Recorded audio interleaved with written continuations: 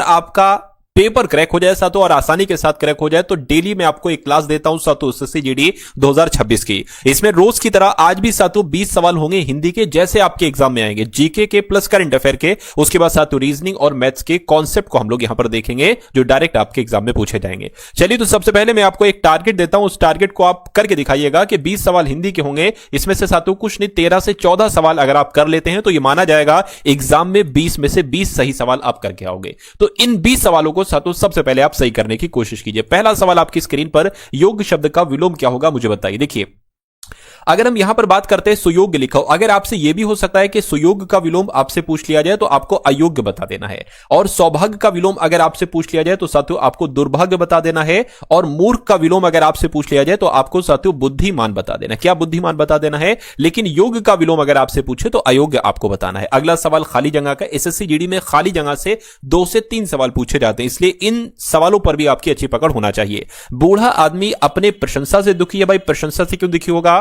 बचपन से दुखी है या बुढ़ापे से दुखी है, जवानी से दुखी है? मैं कहूंगा बूढ़ा आदमी तो अपने बुढ़ापे से दुखी होगा। आंसर आपका सी होगा। सही वर्तनी बताइए मौखिक से कैसे लिखा जाता है। जैसे ऑप्शन नंबर ए में लिखा हुआ नहीं, जैसे बी में लिखा हुआ है साथों ऐसे लिखा जाता है मौखिक। अगला क्वेश्चन आपकी स्क्रीन पर है, कहा जा रहा है कि अंग अंग ढीला होना, इस मुहावरे का मतलब क्या हो सकता है बताइए। दुखी होना, निराश होना, अत्यधिक थक जाना। बिल्कुल अत्यधिक थक जाने को कहा जाता है साथों अंग अंग ढीला होना। उसके बाद देखिए अगला क्वेश्चन है, कहा आपसे जा रहा है जो जन्म से अंधा हो साथों उसके लिए एक शब्द क्या हो सकता है, तो उसको तो जन्मांध कहा जाएगा जो जन्म से अंधा होता है। सही वर्तनी, फिर से सही वर्तनी वाला आपसे पूछा जा रहा है। देखिए चुनिंदा टॉपिक हैं एसएससी जीडी में, अदर एग्जाम्स की तरह हिंदी के सारे टॉपिक्स नहीं पूछे जाते, कुछ टॉपिक हैं उनसे ही क्वेश्चंस आपसे पूछे जाते हैं, और उन सारे टॉपिक्स पर मैं आपकी पकड़ बनवा दूंगा, धीरे धीरे बनवा भी रहा हूं। जो लोग रेगुलर पढ़ रहे हैं साथों उनकी हिंदी इतनी अच्छी हो गई होगी कि एग्जाम में अगर आज उनका एग्जाम हो जाए तो 20 में से 20 वो बहुत आराम से सवाल कर लें, है ना। चलिए तो अब देखिए यहां पर आपसे पूछा जा रहा है कि शोकाकुल कैसे लिखा जाता है। ये शोकाकुल लिखा हुआ गलत है। शोकाकुल जैसे ऑप्शन नंबर बी में लिखा जाता है वो से लिखा हुआ है साथों बी में। दिए गए वाक्य में रेखांकित खंड को प्रतिस्थापित करने के लिए सबसे उपयुक्त विकल्प का चयन करिए। शीला मेरी बहन है, वह बच्चों के साथ खेल रहा है। भाई साहब खेल रहा है ये नहीं होना चाहिए, खेल रही है ये होना चाहिए। तो बच्चों के साथ खेल रहे हैं ये भी नहीं होना चाहिए, बच्चों के साथ खेल रही, बिल्कुल शीला मेरी बहन है वह बच्चों के साथ खेल रही है, ये होगा पूरा वाक्य। आंसर आपका बी होगा। उसके बाद देखिए दिए गए वाक्य का वह भाग याद करिए जिसमें कोई त्रुटि है। आजकल तापमान में तेजी से परिवर्तन हो रही है, तो तेजी से परिवर्तन हो रही है नहीं होना चाहिए, तेजी से परिवर्तन हो रहा है होना चाहिए। तो दिक्कत कहां पर है? दिक्कत यहां पर है, इसलिए यही आपका जवाब होगा। आपसे पूछा जा रहा है कि कुबेर का साथों क्या हो सकता है? पर्यायवाची। तो कुबेर का पर्यायवाची मुझे आप लोग बता दीजिए। कुबेर की अगर बात करते हैं यक्षराज को कहा जाता है साथों कुबेर। आंसर आपका सी होगा। उसके बाद देखिए वसंत पंचमी के दिन देवी से पूजा की जाती है, देवी का आवाहन किया जाता है, या देवी की प्रार्थना की जाती है, या देवी से प्रार्थना की जाती है, देवी से प्रसन्नता की जाती है।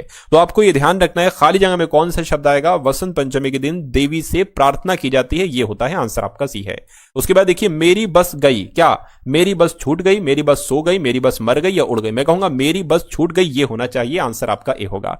उसके बाद देखिए साथों यश का आपसे विलोम पूछा जा रहा है, बताइए यश का विलोम साथों क्या होता है। देखिए अगर आपसे सुयश का विलोम पूछ लिया जाए तो आपको बताना है कुयश। सुयश का विलोम कुयश हो जाएगा, लेकिन अगर आपसे यश का विलोम साथों पूछा जाए तो आपको अपयश बताना है ना। नीरव शब्द की अगर बात करें, नीरव का विलोम क्या होता है साथों? सरस होता है। यह भी आप लोग यहां पर साथों ध्यान रखेंगे। नीरव का विलोम नीरव का विलोम साथियों रव होता है, ये आपको ध्यान रखना है। उसके बाद देखिए अगला सवाल आपकी स्क्रीन पर है, देखिए और बताइए आपका जवाब क्या होगा। अंधे के हाथ बटेर लगना, इस मुहावरे का मतलब क्या हो सकता है? बिना प्रयास के कीमती वस्तु मिल जाना, सफल होना, अयोग्य होना, प्रयास से कीमती वस्तु मिलना। मैं कहूंगा बिना प्रयास के ही कीमती वस्तु मिल जाने को कहा जाता है अंधे के हाथ बटेर लग जाना। उसके बाद देखिए आकाश में तारा चमक रहा है, यह होगा, या तारा सोना चमक रहा है, क्या होगा? मतलब कुल मिला के खाली जगह में कौन सा शब्द आएगा? मैं कहूंगा यही आ जाएगा, आकाश में तारा चमक रहा है। सही जवाब आपका ऑप्शन नंबर ए होगा। जो मोक्ष चाहता हो उसके लिए एक शब्द क्या होगा? मुमुक्षु, अमोक्षीय, मोक्षालु या मोक्ष प्रिय। तो जो मोक्ष चाहता है उसके लिए साथों एक शब्द मुमुक्षु होता है। आंसर आपका ए होगा। रात में घूमने वाले के लिए साथों एक शब्द क्या हो सकता है? तो रात में घूमने वाले को निशाचर कहा जाता है। क्या कहा जाता है? निशाचर कहा जाता है रात में घूमने वाले को। उत्थान का आपसे विलोम पूछा जा रहा है, तो उत्थान का विलोम भाई साहब क्या हो जाएगा? देखिए गमन का अगर आपसे विलोम पूछा जाए तो आपको आगमन बता देना है ना। जड़ का विलोम अगर आपसे पूछा जाए तो आपको चेतन बता देना है, ठीक है ना। लेकिन अगर उत्थान का विलोम पूछा जाए तो पतन आपका जवाब होना चाहिए। उसके बाद देखिए सही वर्तनी वाला शब्द बताइए, यानी कि आपसे पूछा जा रहा है सर्वभक्षी कैसे लिखा जाता है। सर्वभक्षी ऐसे लिखा जाता है, ऐसे सी वाला या डी वाला। मैं कहूंगा सर्वभक्षी जैसे ऑप्शन नंबर डी में लिखा हुआ है, सेम टू सेम ऐसे ही लिखा जाता है। साथियों अगर आप अपने एग्जाम एसएससी जीडी 2026 को 100% क्रैक करना चाहते हैं तो आपके लिए कुछ पीडीएफ तैयार की गई। जैसे कि पहली पीडीएफ आपको दी जाएगी एसएससी जीडी के 10 मॉडल पेपर। इस बार कैसा आपका पेपर पूछा जा सकता है साथियों, ये पूरा समाहित है इन 10 मॉडल पेपर में। अगर ये 10 मॉडल पेपर साथियों आप लगा लेंगे तो मेरा मानना है कि इसमें से आपको 50% क्वेश्चन देखने को मिलेंगे। उसके अलावा साथियों दूसरी पीडीएफ आपको दी जा रही है एसएससी जीडी के प्रीवियस ईयर क्वेश्चन, क्योंकि जो पेपर साथियों तैयार करते हैं जो भी टीचर साथियों, वो लगभग कुछ नहीं साथियों लगभग 30 से 35% जो क्वेश्चंस निकालते हैं वो पीवाईक्यू में से निकालते हैं, यानी कि प्रीवियस ईयर क्वेश्चन पेपर में से लेते हैं। तो अगर आप इन दोनों को ही पढ़ लेंगे तो लगभग साथियों कुछ नहीं 75% तो आपका कहीं नहीं गया, 70-75%। उसके अलावा साथियों इंपॉर्टेंट करके स्क्रीन पर है सूर्य उदय के, है ना। अब यहां पर खाली जगह, यहां पर खाली जगह, सूर्य उदय के अंदर बाहर मैं भी जाग जाता हूं, ये होगा, या सूर्य उदय के आगे पीछे ऊपर नीचे, या सूर्य उदय के साथ मैं भी जाग जाता हूं। तो मैं कहूंगा इस खाली जगह में साथ शब्द आएगा, यहां पर सूर्य उदय के साथ मैं भी जाग जाता हूं, ये आपका पूरा वाक्य हो जाएगा। उसके बाद देखिए अगला सवाल आपकी स्क्रीन पर है, कह रहे किसके कारण खसरे की बीमारी होती है। तो ये तो आपको मालूम होना चाहिए, विषाणु यानी कि वायरस के द्वारा ही साथियों खसरे की बीमारी होती है। आंसर आपको ऑप्शन नंबर ए होगा। उसके बाद देखिए जब भारतीय संविधान को अपनाया गया था तब इसमें कितनी अनुसूचियां थी। तो उस समय तो साथियों इसमें 8 अनुसूचियां थी, ठीक है ना। अच्छा अब कितनी, वर्तमान समय पर साथियों कितनी अनुसूचियां, एक बार कमेंट सेक्शन में आप लोग मुझे बता दीजिए। उसके बाद देखिए इथेनॉल का उत्पादन किस प्रक्रिया द्वारा किया जाता है। तो इथेनॉल का उत्पादन साथियों किण्वन प्रक्रिया के द्वारा किया जाता है। आंसर आपका सी है। भारत के किस राज्य में भगोरिया हाट उत्सव, यह उत्सव बहुत इंपॉर्टेंट है साथियों, और आपके एग्जाम में अक्सर मैंने देखा यह सवाल पूछा जाता है। तो आपको यह ध्यान रखना है कि भारत में मध्य प्रदेश में भगोरिया हाट उत्सव मनाया जाता है। अगला क्वेश्चन है ट्रेन टू पाकिस्तान निम्नलिखित में से किस लेखक द्वारा लिखी गई एक पुस्तक थी। तो यह खुशवंत सिंह के द्वारा लिखित एक पुस्तक थी, train to Pakistan. Train to Pakistan किसकी पुस्तक है, खुशवंत सिंह की पुस्तक है। उसके बाद देखिए कन्या भ्रूण हत्या की प्रथा को रोकने के लिए भारत सरकार ने गर्भधारण पूर्व और प्रसव पूर्व निदान तकनीकी अधिनियम कब पारित किया था। तो कब पारित किया था साथियों, 1994 में पारित किया था। आंसर आपका ऑप्शन नंबर ए होगा। उसके बाद देखिए भारत में एकल नागरिकता की अवधारणा को निम्नलिखित में से किस राष्ट्र के संविधान के आधार पर अपनाया गया था। तो आपको यह ध्यान रखना है यूनाइटेड किंगडम के संविधान के आधार पर अपनाया गया था भारत में एकल नागरिकता को। यह भी सवाल बहुत इंपॉर्टेंट है, आपके एग्जाम में पूछा जाएगा। उसके बाद देखिए पारंपरिक तापदीप्त बल्ब में फिलामेंट किस धातु का होता है। तो जो तापदीप्त बल्ब होता है ना, इसमें सातों फिलामेंट जो होता है वो टंगस्टन का होता है। तो टंगस्टन आपके इस क्वेश्चन का बिल्कुल सही जवाब होगा। उसके बाद देखिए विदेशिया नृत्य है, ये लोकप्रिय एक नृत्य है विदेशिया। ये कहां पर किया जाता है, किस राज्य का लोक नृत्य है। तो ये तो बिहार का बहुत फेमस लोक नृत्य है सातु विदेशिया, जिसका नाम है। सही जवाब अगर आपका ऑप्शन नंबर बी है तो बिल्कुल करेक्ट है। अगला क्वेश्चन देखिए भगवान महावीर स्वामी की शिक्षाओं के संकलन को क्या कहा जाता है। तो इनकी शिक्षाओं के संकलन के बारे में आपसे पूछा जा रहा है साथियों, अगम सूत्र कहा जाता है। अगम सूत्र किसे कहा जाता है, महावीर स्वामी की शिक्षाओं के संकलन को कहा जाता है, ठीक है ना। चलिए, और जैन धर्म के यही संस्थापक थे साथियों महावीर स्वामी। अच्छा बौद्ध धर्म के कौन संस्थापक थे, एक बार ये भी कमेंट में आप लोग मुझे बताइए। निम्नलिखित में से कौन से देश में दुनिया का सबसे बड़ा कृषि क्षेत्र है। तो यहां पर अगर बात करते हैं साथियों संयुक्त राज्य अमेरिका में दुनिया का सबसे बड़ा कृषि भूमि क्षेत्र है, यह बात आपको ध्यान रखना है। अगला क्वेश्चन देखिए सामुदायिक बाजार को निम्नलिखित में से किस संगठन द्वारा विनियमित किया जाता है। तो आपको यहां पर ध्यान रखना है भारतीय प्रतिभूति और विनिमय बोर्ड की अगर बात करें तो सामुदायिक बाजार को इस संगठन के द्वारा विनियमित किया जाता है। राइट आंसर आपका ऑप्शन नंबर बी होगा। सिंधु घाटी 4 बड़ी प्राचीन शहरी सभ्यताओं का गृह है, निम्नलिखित में से कौन सा उनमें से एक नहीं है। तो कौन सा उनमें से एक नहीं है, देखिए सिंधु घाटी जो है ना 4 बड़ी प्राचीन शहरी सभ्यताओं का गृह है। तो उनके बारे में से यहां पर साथों आपसे कुल मिला के पूछा जा रहा है। देखिए दक्षिण एशिया है, उसके अलावा अगर बात करते हैं मेसोपोटामिया है, मिस्र है, लेकिन रूस नहीं है। तो नहीं है तो यही आपका जवाब हो जाएगा। उसके बाद देखिए हुंडई मोटर इंडिया ने अपना एमडी और सीईओ किसको नियुक्त किया है। तो इनका नाम है तरुण गर्ग, और तरुण गर्ग को ही हुंडई मोटर इंडिया ने अभी हाल फिलहाल में अपना एमडी और सीईओ नियुक्त किया है। उसके बाद देखिए अगला सवाल है भारतीय वायुसेना के vice chief of air staff का साथियों किसने संभाला है। तो किसने संभाला है साथियों, नागेश कपूर ने संभाला है भारतीय वायुसेना के vice chief of air staff का पद। नेक्स्ट नंबर का सवाल आपकी स्क्रीन पर है। आपसे कहा जा रहा है कि किसने यूरो को अपनी आधिकारिक मुद्रा, है ना, यूरो को अपनी आधिकारिक मुद्रा के रूप में साथियों स्वीकार किया। तो किसकी बात चल रही है? बुल्गारिया की बात चल रही है। बुल्गारिया देश ने यूरो को अपनी आधिकारिक मुद्रा के रूप में स्वीकार किया है। सही जवाब आपका ऑप्शन नंबर डी होगा। 1 जनवरी 2026 को डीआरडीओ का कौन सा स्थापना दिवस साथियों मनाया गया? तो 68वां स्थापना दिवस मनाया गया। कौन सा 68वां स्थापना दिवस मनाया गया, ये आपको ध्यान रखना है। अगला देखिए, न्यूयॉर्क शहर के मेयर के रूप में, यह बहुत इंपॉर्टेंट क्वेश्चन है साथियों, न्यूयॉर्क शहर के मेयर के रूप में भी कौन, किन्होंने शपथ लिया? अभी हाल फिलहाल की बात है, जोहरान ममदानी न्यूयॉर्क शहर के मेयर बन चुके हैं। सही जवाब आपका ऑप्शन नंबर बी है।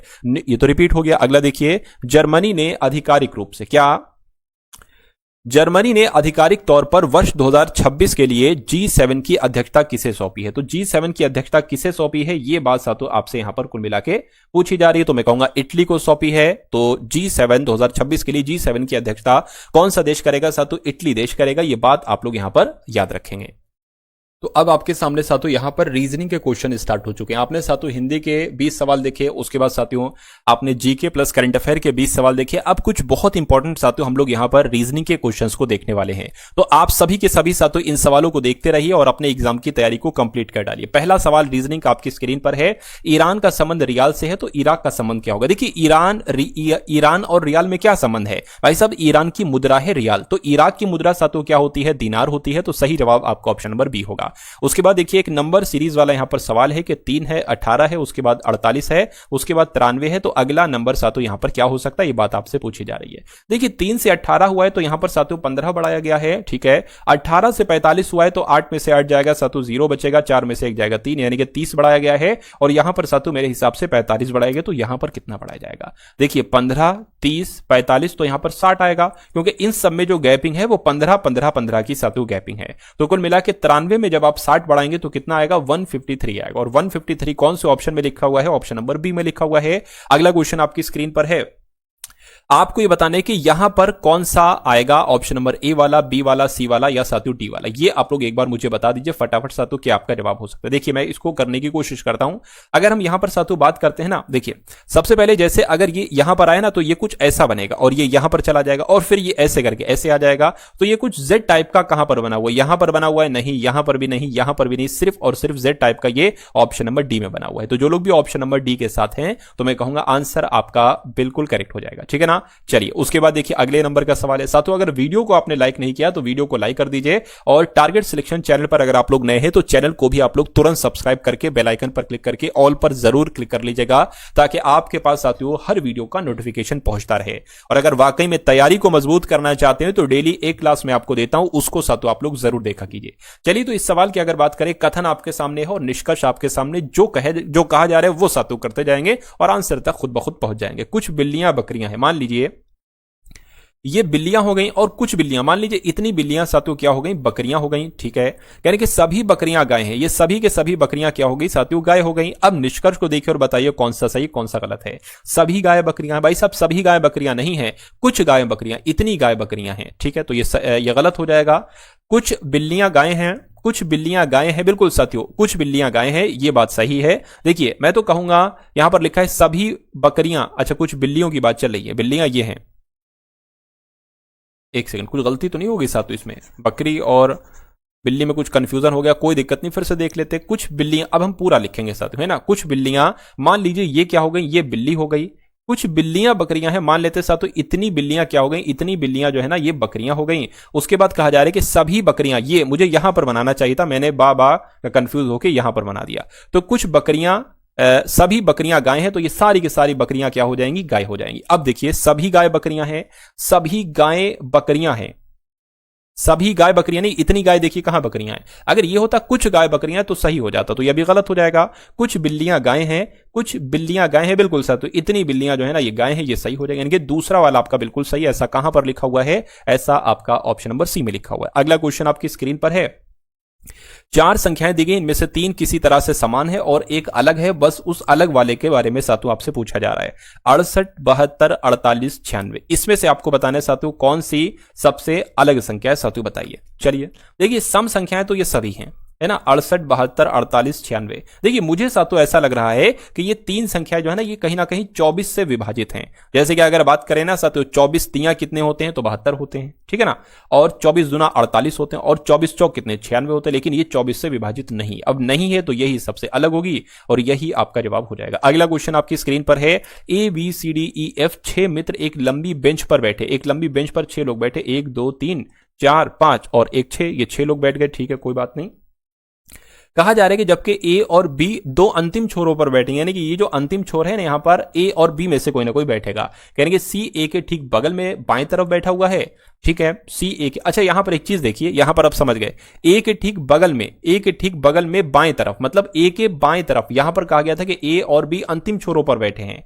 अब मान लीजिए कि ए को अगर हम यहां पर बैठाते हैं अंतिम छोर पर, तो कहा जा रहा है कि ए के बाएं तरफ सी बैठा है, तो ए के बाएं, ए का बाएं तो ये होगा सी, जो कि पॉसिबल नहीं है। तो इसलिए साथियों ए आपका यहां पर नहीं बैठ सकता, ए बैठेगा आपका यहां पर, क्योंकि अब यहां पर हो जाएगा ए के ठीक बाएं तरफ कौन बैठा है, सी बैठा है, तो यहां पर साथियों सी बैठ जाएगा। तो यहां पर कहा गया था ए और बी अंतिम छोरों पर बैठे हैं, तो ए जब यहां पर बैठेगा तो बी इस अंतिम छोर पर बैठेगा, ठीक है। उसके बाद कहा जा रहा है कि जबकि ए और बी, अच्छा यहां पर है ई और एफ बीच में बैठे हैं, बीच में कहां पर है, बीच में एक ये है और एक ये है, यानी कि यहां पर जो बैठेगा वो ई और एफ बैठेगा। लेकिन अभी हमें यह नहीं पता है कि ई को यहां पर बैठा ले, एफ को यहां पर बैठा ले, या एफ को यहां पर बैठा ले, ई को यहां पर बैठा ले। हमें इतना पता है कि ई और एफ की पोजीशन इन दोनों में से कुछ ना कुछ होगी।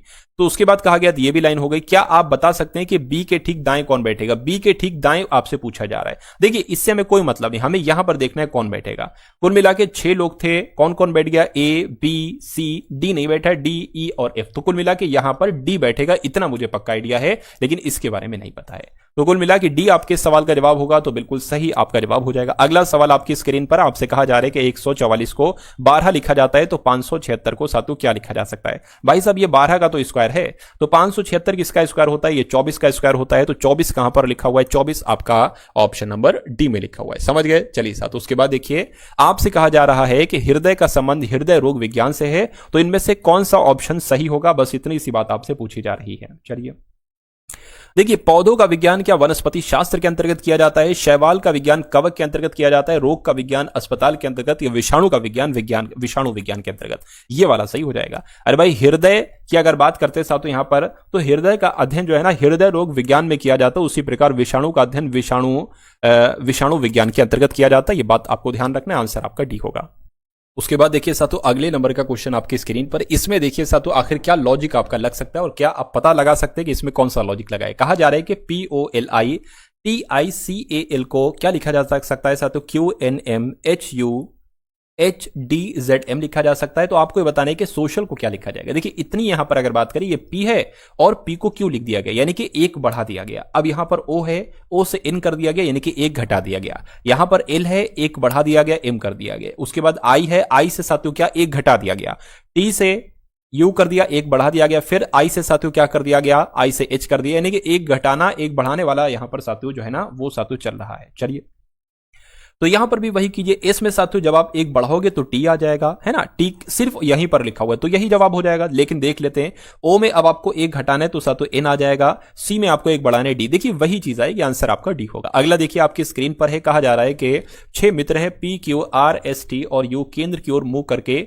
बैठे हुए गोलाकार मेज पर साथियों बैठे, तो एक गोलाकार मेज हमने बना ली और 1 2 3 4 5 और 1 6 लोग साथियों यहां पर हम लोगों ने बना लिए।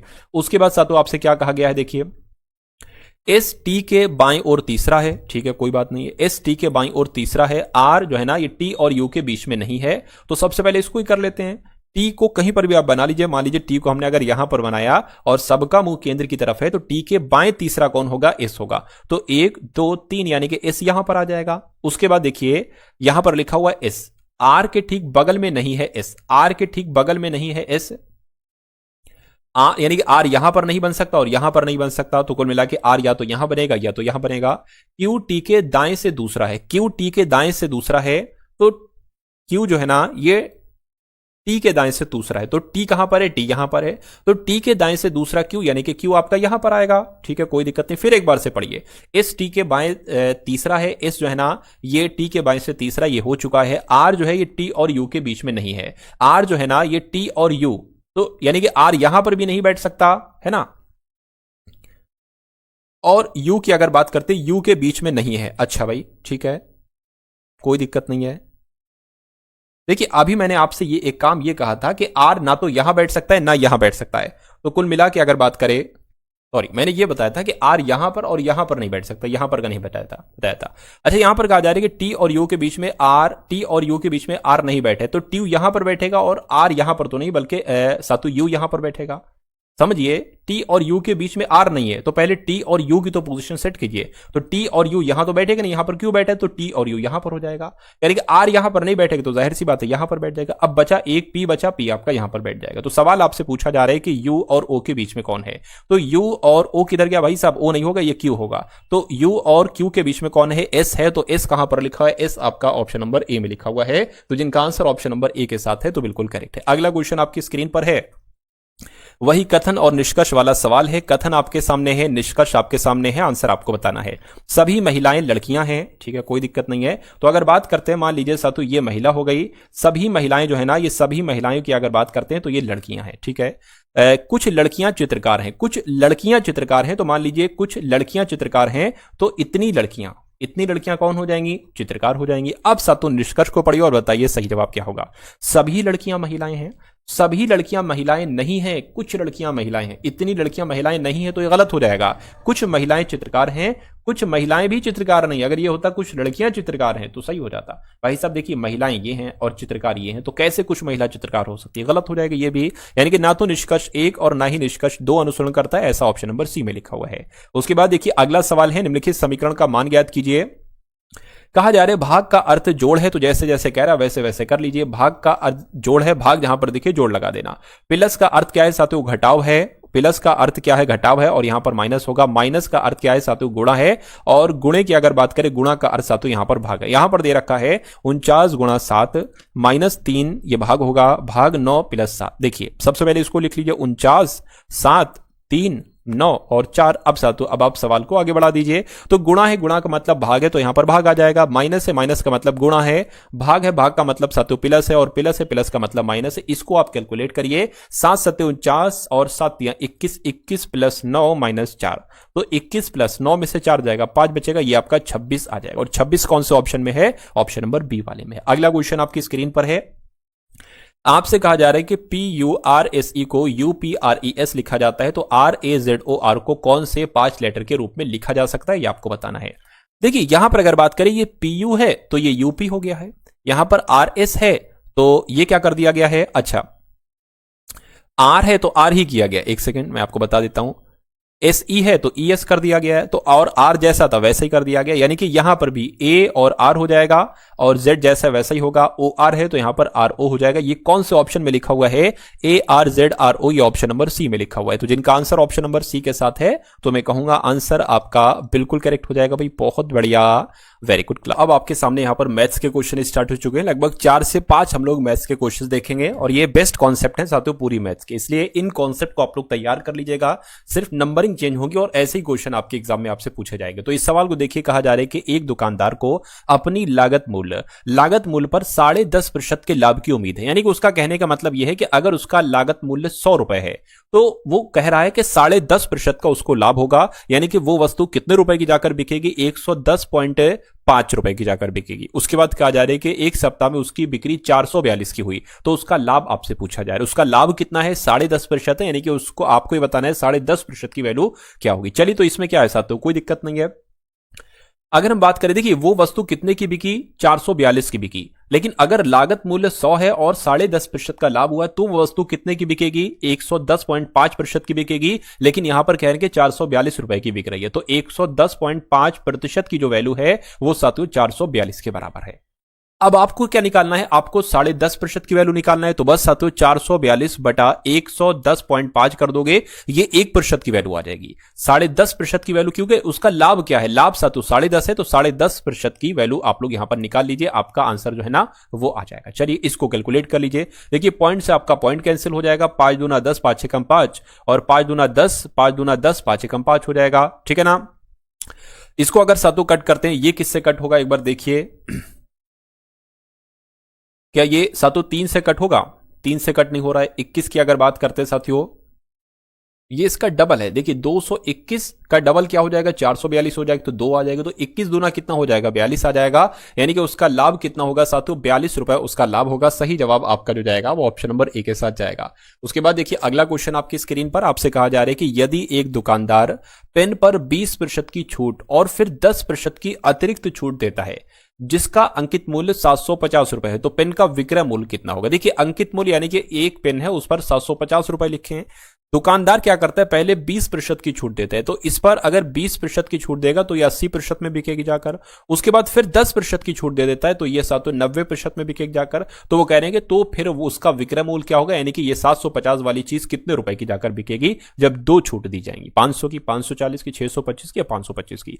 देखिए कैलकुलेट अगर करें तो 2 जीरो से ये 2 जीरो कैंसिल हो जाएंगे, इस 1 जीरो से आपका ये 1 जीरो कैंसिल हो जाएगा, 5 दूना 10 हो जाएगा और 5 एकम 5, 5 पंजे 25 हो जाएंगे, 2 से कट होगा तो यहां पर 4 आ जाएगा, 9 चौक 36 हो जाएगा और 36 की गुणा 7 15 से करा लीजिए, आपको विक्रय मूल्य पता चल जाएगा। 5 छंग आपका 30 हो गया, 5 तियां 15, 18 हो जाएगा, 36 यहां पर आ जाएगा, 0 आ गया, 14 आ गया और 7 5 आ गया, यानी कि 540 आपका विक्रय मूल्य हो जाएगा। और ऐसा कहां पर लिखा हुआ है, ऐसा आपका ऑप्शन नंबर बी में लिखा हुआ है ना। उसके बाद देखिए साथियों नेक्स्ट नंबर का क्वेश्चन आपकी स्क्रीन पर है, आपको देखना और बताना इस सवाल का जवाब क्या होगा। आपसे यहां पर साथियों कहा क्या जा रहा है, आपसे कहा जा रहा है कि ये प्रतीक जो है ना, ये बाइक से 20 किलोमीटर प्रति घंटे की चाल से 100 किलोमीटर चलाता होगा, ठीक है। कह रहे कि कार से 30 किलोमीटर प्रति घंटे की चाल से 120 किलोमीटर की दूरी तय करता होगा, ठीक है। 140 किलोमीटर घोड़ा गाड़ी से 20 किलोमीटर प्रति घंटा की चाल से यात्रा करता है, तो तय की गई पूरी दूरी के लिए औसत गति क्या होगी। देखिए औसत गति की जब हम बात करते हैं तो औसत गति कह लो या औसत चाल कह लो, तो औसत गति बराबर साथियों क्या होता है, ये आपको मालूम होना चाहिए, कुल दूरी बटे कुल समय। कुल दूरी क्या साथियों, अगर बात करते हैं कुल दूरी बटा कुल समय, यही होता है ना, कुल दूरी बटा कुल समय होता है। चलिए इतनी बात साथियों क्लियर होगी। अब देखिए कुल दूरी आप कैसे निकालेंगे, दूरी तो यहां पर आपको दे रखी है 100 किलोमीटर दूरी, उसके बाद 120 जाता है और उसके बाद 140 जाता है, तो इसको जोड़ दीजिए 100 प्लस 120 प्लस 140। अच्छा समय की अगर बात करें, यहां पर समय नहीं दे रखा है, इतने 100 किलोमीटर की चाल, देखिए अब बहुत ध्यान लगाइए, अगर 100 किलोमीटर की दूरी है और 20 किलोमीटर प्रति घंटे की स्पीड से चल रहा है, तो कितने समय में वो 100 किलोमीटर की दूरी तय कर पाएगा, भाई साहब 5 घंटे में तय कर लेगा। 1 घंटे में 20 किलोमीटर की स्पीड से जाता है, 100 किलोमीटर की दूरी है तो 5 ही तो समय लगेगा, तो समय 1 का तो 5 आ गया। इसको भी ऐसे देख लीजिए, 120 किलोमीटर की दूरी है, 30 की स्पीड से जाता है तो 4 घंटे ही तो लगेंगे, 30 चौक 120 होते हैं, तो 4 यहां पर साथियों आ जाएगा। इतनी बात क्लियर है। अब इसको कर लीजिए, 140 किलोमीटर की दूरी है, 20 की स्पीड से जाता है तो 7 घंटे ही तो लगेंगे, तो कुल दूरी आ गई, कुल समय आ गया, इसको प्लस कर दीजिए तो कितना हो जाएगा साथियों, 0 0 0 हो जाएगा, 4 2 6 6 आ जाएगा, यहां पर 1 और 1 और 1 यानी कि 3 आ जाएगा, इसको जोड़ोगे 11 और यहां पर आपका साथियों 16 आ जाएगा, तो 360 बटे 16 हो जाएगा। इसको अगर कैलकुलेट करें तो 4 चौक 16 हो गया, 4 नीम 36 हो गया, 4 से कट करें, 4 दूना 8 हो गया, 1 जाएगा 10 हो जाएगा, 4 दूना 8 हो जाएगा, फिर से साथियों आपका 4 दूना 8 हो जाएगा, बचेगा 5, पॉइंट लगा के 0 बढ़ाएंगे और फिर अगर बात करते हैं साथियों यहां पर क्या हो जाएगा, सॉरी 2 बचेगा ना, पॉइंट लगाएंगे 0 बढ़ाएंगे, 4 पंजे आपका 20 हो जाएगा, तो कुल मिला के 22.5 किलोमीटर प्रति घंटा की चाल निकलेगी, औसत गति निकलेगी। आंसर आपका जो जाएगा वो ऑप्शन नंबर साथियों किसके साथ जाएगा, सॉरी 22 कहां पर लिखा हुआ, 22 आपका ऑप्शन नंबर ए में लिखा हुआ, ऑप्शन नंबर सी में नहीं है ना, सॉरी। तो 22.5 यानी कि 22.5 किलोमीटर प्रति घंटा की उसकी औसत गति निकलेगी, ऐसा ऑप्शन नंबर ए में लिखा हुआ है। उसके बाद देखिए अगला सवाल है, कह रहे कि एक विक्रेता ने 1 रुपए में 60 टॉफियों की दर से टॉफियां खरीदी, 40% लाभ प्राप्त करने के लिए उसे 1 रुपए में कितनी टॉफियां बेचना होंगी, ये आपसे यहां पर पूछा जा रहा है। देखिए यहां पर एक बात क्लियर है, अगर हम बात करते हैं 1 रुपए में खरीदी गई टॉफियां, है ना, 1 रुपए में खरीदी गई टॉफियों की अगर हम बात करते हैं साथियों, यहां पर 1 रुपए में खरीदी गई टॉफियों की संख्या कितनी है, 7 है। एक विक्रेता ने 1 रुपए में 60 टॉफियों की दर से टॉफियां खरीदी, यानी कि 1 रुपए में उसने 60 टॉफियां खरीदी, ठीक है। तो अगर हम बात करते हैं साथियों यहां पर अगर बात करें, एक टॉफी का मूल्य हम निकाल सकते हैं, बिल्कुल निकाल सकते हैं। एक टॉफी का मूल्य कितना हो जाएगा, एक टॉफी का मूल्य साथियों 1/7 रुपए हो जाएगा, 1/7 रुपए आ जाएगा, ठीक है। क्योंकि यहां पर कहा गया, देखिए एक विक्रेता ने 1 रुपए में 60 टॉफियों की दर से खरीदी तो 1 रुपए का एक टॉफी का मूल्य 1/7 रुपए ही होगा। अच्छा, यहां पर कहा गया है कि 40% का लाभ हमें प्राप्त करना है, तो बताइए 1 रुपए में कितनी टॉफियां बेचा जाना चाहिए। तो अगर एक टॉफी को 40% लाभ पर हम बेचते हैं, एक टॉफी का मूल्य तो 1/7 है, इसका 40% के लाभ से बेचते हैं, यानी कि इसको हमें 140% में बेचना होगी। तो 140 से गुणा कर देंगे, 140/100 से, 7 दूना आपका 14 हो जाएगा, 20 पंजे 7 तो यहां पर यानी कि 1/5 आ गया। तो इस 1/5 का मतलब क्या है कि 1 रुपए में बेची गई टॉफियों की संख्या 5 होगी। तो यही तो पूछी जा रही है कि 1 रुपए में टॉफियों की कितनी टॉफियां बेची गई, तो 1 रुपए में साथियों 5 टॉफियां बेची गई। तो 5 कहां पर लिखा हुआ है, 5 आपका ऑप्शन नंबर डी में लिखा हुआ है। तो समझ गए साथियों इस सवाल को। उसके बाद देखिए अगले नंबर का सवाल आपकी स्क्रीन पर है। आपसे कहा जा रहा है, जॉन के कमरे का फर्श 10 मीटर और 3 मीटर है, वह फर्श पर 15 सेंटीमीटर और 8 सेंटीमीटर वाली टाइल्स लगाने का निर्णय करता है।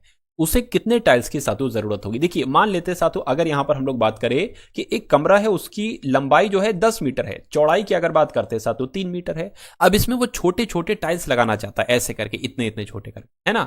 तो आपसे कहा जा रहा है कि उसको कितने टाइल्स की जरूरत होगी। तो कभी भी अगर ऐसा सवाल आता है तो आपको क्या करना है साथियों, ऊपर जो 10 मीटर है, 10 मीटर गुणा 3 मीटर है, इसको भाग दे देना है साथियों 15 सेंटीमीटर, 15 सेंटीमीटर गुणा 8 सेंटीमीटर से। तो एक काम करिए साथियों, जब ऊपर मीटर में है और नीचे सेंटीमीटर में है, और मेरे हिसाब से यहां पर भी जो है ना वो सेंटीमीटर में आंसर आया है, तो मीटर को सेंटीमीटर में बदल लीजिए। तो 100 मीटर को अगर सेंटीमीटर में बदलोगे तो 100 से गुणा कराना पड़ेगी, तो 1000 सेंटीमीटर हो जाएगा। 3 मीटर को सेंटीमीटर में बदलोगे तो 300 सेंटीमीटर हो जाएगा। बटे क्या है, बटे 15 सेंटीमीटर और 8 सेंटीमीटर है। इसको आपको साथियों कैलकुलेट करना है और आंसर आपको बताने। देखिए 3 से कट करेंगे, 3 एकम 3, डबल 0 लग जाएगा, 3 पंजे कितना हो जाएगा, 15 हो जाएगा। 5 से अगर इसको कट करेंगे तो 20 आ जाएगा, है ना। अब अगर इसको कट करें साथियों, ये 4 आ जाएगा और ये कितना आ जाएगा, 10 आ जाएगा। 4 से अगर इसको कट करेंगे साथियों 25 आ जाएगा, है ना, और 0 आ जाएगा। तो यहां पर अगर बात करें 250 गुणा 10 कितना हो जाएगा, 2500 हो जाएगा, यानी कि 2500 टाइल्स की हमें जरूरत पड़ेगी। 2500 टाइल्स कहां पर लिखे हुए हैं, ऑप्शन नंबर सी में लिखे हुए हैं। अगला क्वेश्चन आपकी स्क्रीन पर है। आपसे कहा जा रहा है कि 3 संख्याओं का योग 134 है, यदि दूसरी से पहली संख्या का अनुपात 3:4 है, तीसरी से दूसरी संख्या का अनुपात 5:8 है। कहने का मतलब पता क्या है, पहली संख्या को हम ए मान लेते हैं और दूसरी संख्या को बी मान लेते हैं, है ना। और यहां पर देखिए दूसरी संख्या कितनी बार आई है, 2 बार आई है। दूसरी से पहली संख्या और फिर तीसरी से दूसरी संख्या, तो ये बी 2 बार आई है। कितनी है, ए और बी का अनुपात 3:4 है, ठीक है। तीसरी से दूसरी संख्या का अनुपात 5:8 है, ठीक है। अब देखिए इसकी मदद से हम बहुत आराम से क्या निकाल सकते हैं, हम निकाल सकते हैं कि ए अनुपात बी अनुपात सी। देखिए उल्टाइन बना दीजिए, उल्टाइन यहां पर बना दीजिए। 3 पंजे 15, ये 15 आ जाएगा, है ना। 3 पंजे 15 हो गया, 5 चौक आपका 20 हो जाएगी, ये 20 हो गया, और 4 अट्ठे 32 ही हो गया। तो ए अनुपात बी अनुपात सी का अनुपात आपको पता चल गया है। कहने की तो दूसरी संख्या बताइए, यानी कि ये दूसरी संख्या आपको बताने कितनी है। यहां पर कहा गया है कि तीनों संख्याओं का योग 134 है। तो अगर तीनों संख्याओं का योग 134 है और दूसरी संख्या हमसे पूछी जा रही है, तो 20 से गुणा करा दीजिए, नीचे इन सब का योगफल आ जाएगा। तो 2 और 5 कितना हो जाएगा, 7 हो जाएगा। 3 और 2 5 और 1 6 67 सातों यहां पर जो है ना वो आपका आ जाएगा। इतनी बात क्लियर है। 67 दूना 134 होता है, 20 दूना 40 हो जाएगा। तो मैं कहूंगा दूसरी संख्या क्या होगी, 20 होगी। और अगर मैं आपसे पूछूं तीसरी संख्या क्या होगी, तो एक बार कमेंट में आप लोग मुझे बता दीजिएगा। सही वर्तनी वाले शब्द का चयन कीजिए। आपको बताना है घुड़दौड़ कैसे लिखा जाता है। तो मैं कहूंगा जैसे ऑप्शन नंबर ए में लिखा हुआ है बिल्कुल ऐसे लिखा जाता है। अगला देखिए साथियों, आपसे कहा जा रहा है कि रात्रि का पर्यायवाची इसमें से साथियों क्या हो सकता है, देखकर एक बार मुझे बताइए। देखिए रात्रि के तो बहुत सारे पर्यायवाची मैंने आपको बताए थे। रात्रि की अगर बात करते हैं साथियों, रात्रि को इसमें से अगर बात करें तो रात्रि को रजनी कहा जाता है। अच्छा, उसके अलावा रात्रि को क्या कहा जाता है, रात्रि की अगर बात करें रात्रि को रात भी कहते हैं, रात्रि को साथियों निशा भी तो कहा जाता है ना। और रात्रि की अगर बात करें रात्रि को यामा भी कहते हैं, और रात्रि की अगर बात करें तमी भी कहा जाता है साथियों रात्रि को। तो इतने पर्यायवाची आप लोग याद रखेंगे रात्रि के। उसके बाद देखिए आपसे पूछा जा रहा है कि प्रवेश का साथियों विलोम क्या हो सकता है। प्रवेश के विलोम की अगर हम बात करते हैं तो प्रवेश का विलोम साथियों निकास हो जाएगा। अगर आपसे दूर का विलोम पूछे तो दूर का विलोम क्या होता है, पास होता है। और आने का विलोम साथियों क्या होता है, आने का विलोम साथियों क्या होता है, जाना होता है, ठीक है ना। तो कुल मिला के ये भी आप लोग याद रखेंगे। अगला देखिए सही वर्तनी वाले शब्द का चयन कीजिए। आपको ये बताना है उपर्युक्त कैसे लिखा जाता है। ऐसे लिखा जाता है, नहीं ऐसे भी नहीं लिखा जाता, ऐसे भी नहीं लिखा जाता, जैसे आपका ऑप्शन नंबर डी में लिखा हुआ है बिल्कुल ऐसे लिखा जाता है उपर्युक्त। ये सवाल आएगा साथियों, ये इंपॉर्टेंट क्वेश्चन है ना। चलिए अगला क्वेश्चन आपकी स्क्रीन पर है। कहा जा रहा है सातु सरस्वती पर्यायवाची, यानी कि सरस्वती का इसमें से पर्यायवाची कौन सा हो सकता है, ये आप लोग एक बार मुझे बता दीजिए। तो यहां पर अगर बात करते हैं सातु सरस्वती की, देखिए यहां पर एक शब्द लिखा हुआ है माता, तो माता का पर्यायवाची क्या क्या हो सकता है। माता को सातु हम लोग जननी भी कहते हैं, माता को मां भी कहते हैं, मां को सातु अम्मा भी कहा जाता है, और मां की अगर बात करें मां को सातु वालिदा भी कहा जाता है ना। और वालिद किसे कहते हैं, पिताजी को कहते हैं। अच्छा, शारदा शब्द की यहां पर अगर बात करें तो सरस्वती का जो पर्यायवाची होगा वो शारदा हो जाएगा। राइट आंसर आपका ऑप्शन नंबर सी होगा। अगला सवाल आपकी स्क्रीन पर है, कहा जा रहा है कि गड़े मुर्दे उखाड़ना, इस मुहावरे का मतलब क्या होता है। नई कहानियां बनाना नहीं, गड़े हुए मुर्दों को कहीं और ले जाना नहीं, मुर्दों को कब्र से उठाना नहीं, पुरानी बातें उठाना, बिल्कुल सातु पुरानी बातें उठाने को कहा जाता है गड़े मुर्दे उखाड़ना। अब खाली जगह वाला आपके सामने सातु सवाल आ गया, आभूषण मनुष्य की प्रेम बढ़ाते हैं, ये होगा, या शक्ति बढ़ाते हैं, या शोभा बढ़ाते हैं। मैं कहूंगा शोभा होना चाहिए यहां पर, यानी कि आभूषण मनुष्य की शोभा बढ़ाते हैं। राइट आंसर आपको ऑप्शन नंबर सी होगा। एक बात मैं आपको बता दूं, 20 के 20 सवाल जो हिंदी के होंगे वो सारे के सारे PYQ वाले सवाल हैं, यानी कि प्रीवियस ईयर क्वेश्चन पेपर से मैंने ये सारे के सारे हिंदी के सवाल लिए हैं। तो ये इधर उधर नहीं, सिर्फ सातु एग्जाम वाला लेवल आपका चल रहा है। उसके बाद देखिए अगला सवाल है कि जिसका कोई शत्रु ना हो उसके लिए एक शब्द क्या होगा, तो उसको तो हम लोग अजात शत्रु कहते हैं, जिसका कोई शत्रु नहीं होता है। उसके बाद देखिए उत्तम का सातु विलोम आप लोग मुझे बता दीजिए, तो अधर होगा, अति होगा, बढ़िया होगा, नहीं सातु उत्तम का विलोम अधम होता है। आंसर आपका डी है। अगला देखिए, जिसका कोई शत्रु ना हो, तो अभी मैंने आपको बताया था उसको अजात शत्रु कहा जाता है। दंग रह जाना, इस मुहावरे का मतलब क्या हो सकता है बताइए। चकित हो जाना, परेशान हो जाना, नाराज हो जाना, या बदल जाना। मैं कहूंगा दंग रह जाना कह लो या चकित हो जाना कह लो, आंसर आपका ए होगा, बात एक ही है। उसके बाद देखिए, जो करे वह जागे नहीं, जो करे सो भरे, बिल्कुल यही होगा, जो करे वह भरे, यानी कि यहां पर जो शब्द आएगा वो ऑप्शन नंबर बी वाला आएगा, भरे। उसके बाद देखिए, सही वर्तनी वाले शब्द का चयन कीजिए। रसोई घर कैसे लिखा जाता है, ये तो रसोई घर लिखा हुआ है, सौ नहीं आएगा, सा में ओ की मात्रा आएगी, औ की नहीं, है ना। ये अगर बात करते हैं तो ये भी गलत है क्योंकि इसमें बड़ी ई की मात्रा नहीं है। मैं कहूंगा जैसे ऑप्शन नंबर सी में लिखा हुआ है रसोई घर, ये बिल्कुल सही है और यही आपका जवाब हो जाएगा।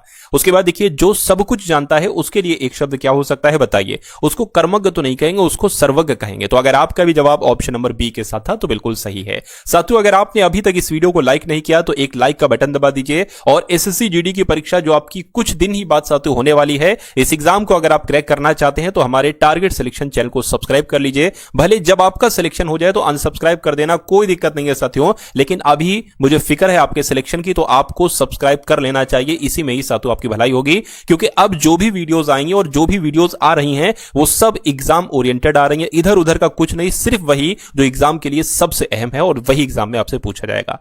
चलिए, तो एक शब्द यहां पर दे रखा है, आपसे कहा जा रहा है कि दूषित का विलोम क्या होगा, एक बार मुझे बता दीजिए। देखिए, अगर आपसे एग्जामिनर पूछे विकृत का विलोम क्या होगा तो छोटा आ लगा देना और यह विकृत का विलोम बन जाएगा, अविकृत हो जाएगा। अगर हम बात करते हैं सातु, यहां पर अगर हम लोग बात करें, ये प्रदूषित है, प्रदूषित का सातु विलोम क्या हो सकता है ना। और भ्रष्ट है और स्वच्छ है, तो मैं कहूंगा अगर दूषित के मैं कहूं कि दूषित का विलोम क्या होगा तो दूषित का विलोम यही हो जाएगा, स्वच्छ। यानी कि आंसर आपका जो जाएगा वो ऑप्शन नंबर सी के साथ ही जाएगा। उसके बाद देखिए, जो कम बोलता है उसके लिए एक शब्द क्या हो सकता है बताइए। देखिए, जो बेकार की बातें करता है ना, जो बेकार की बातें करता है उसको क्या कहा जाएगा, उसको वाचाल कहा जाएगा। जो मोक्ष चाहता है उसको मुमुक्षु कहा जाता है। ये बहुत आपसे सवाल पूछा जाता है। उसके अलावा अगर बात करते हैं साथियों, जो कम बोलता हो उसको क्या कहा जाता है, उसको मितभाषी कहा जाता है। ये पॉइंट आप लोग साथियों याद रखें। और जो नपातुला खर्च करता है उसको मितव्ययी कहा जाता है। तो ये सारी जानकारी आपको होना चाहिए।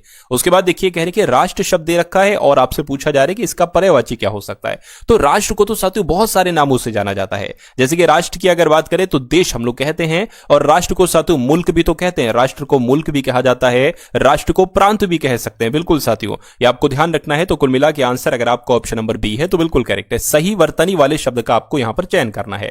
तो मैं कहूंगा वनवास, बास नहीं आएगा, वनवास भी नहीं होगा, वनवास होता है। यानी कि दोनों में क्या आएगा साथियों, वा का इस्तेमाल होगा। आंसर आपका ऑप्शन नंबर सी है। अगला देखिए, आपसे कहा जा रहा है कि मरुस्थल शब्द का सातु एक बार बता दीजिए पर्यायवाची क्या हो सकता है। तो मरुस्थल को रेत नहीं कहते हैं, मरुस्थल को रेगिस्तान कहा जाता है। क्या कहा जाता है, रेगिस्तान कहा जाता है। यह बात आपको यहां पर ध्यान रखना है। उसके बाद देखिए, अगला सवाल है, अब आपको मौन का विलोम बताना है। अच्छा, यहां पर कुछ चीजें मैं आपको सातु बता दे रहा हूं। देखिए, आपका जो पेपर है सातु एसएससी जीडी 2026 जिसकी तैयारी आप कर रहे हैं, इस एग्जाम को अगर सातु आप 100% क्रैक करना चाहते हैं तो मैंने कुछ पीडीएफ सातु तैयार करवाई है स्पेशली आपके लिए। देखिए, पहली पीडीएफ आपको जो दी जाएगी वो 10 मॉडल पेपर की दी जाएगी। रहेगी। इसमें अगर बात करते हैं, इसमें सब कुछ होगा, हिंदी होगी, जीके होगी, रीजनिंग मैथ्स होगी, और जैसा आपका पेपर आएगा ना वैसे हैं साथियों ये 10 मॉडल पेपर। तो अगर आप इनको पढ़ लेंगे तो मेरा मानना है कि 40 से 50% आपको कंटेंट यहां से देखने को मिल जाएगा। उसके अलावा साथियों आपको प्रीवियस ईयर पेपर भी दिए जा रहे हैं, क्योंकि एसएससी जीडी की एग्जाम में पूरा पेपर नया नहीं बनाया जाता है। बहुत सारे क्वेश्चन साथियों पिछली शिफ्ट में से भी डिक्टो उठाए जाते हैं, बिल्कुल रत्ती भर का फर्क नहीं होता है। तो एक तो ये जब आप पीडीएफ इनके क्वेश्चंस को देखेंगे तो यहां से कुछ नहीं 30% कंटेंट यहां से आपको देखने को मिल जाएगा। और एक तीसरी पीडीएफ आपको दी जा रही है इंपॉर्टेंट करंट अफेयर की, इसमें 2026 और 25 के करंट अफेयर के क्वेश्चंस आपको देखने को मिलेंगे। तो इन तीनों पीडीएफ की प्राइस बहुत अधिक नहीं, 100, 200, 300 नहीं, सिर्फ और सिर्फ साथियों 45 रुपीज, 45 रुपए मैंने रखी है।